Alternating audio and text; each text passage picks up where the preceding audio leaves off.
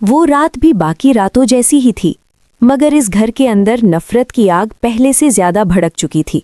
सादिया बेगम ने जैसे कसम खा रखी थी कि वो अपने शौहर और बच्चों को सुकून का एक लम्हा भी नसीब नहीं होने देंगी। उनकी जुबान से निकलने वाला हर जुमला तीर बनकर लगता था। अरबाज के बारे में वो तल्खी से कहती हैं कि जब अपना बच्चा ही बिगड़ जाए तो दूसरों के बच्चों पर भला कैसे एतबार किया जाए। ये बात सुनकर मुराद खामोश खड़ा रह जाता है।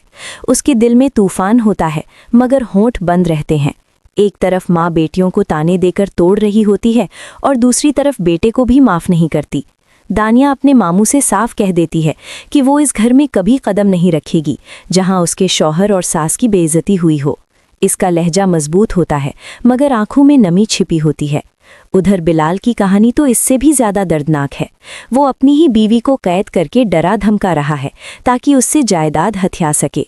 मोहब्बत के रिश्ते लालच की जंजीरों में जकड़े जा रहे हैं। हर किरदार अपने अंदर एक जंग लड़ रहा है। कहीं माँ की अना बच्चों के मुस्तकबिल को निगल रही है, कहीं शौहर की हौस बीवी की आज़ादी छीन रही है, और कहीं खामोशी सबसे बड़ा जुर्म बन चुकी है।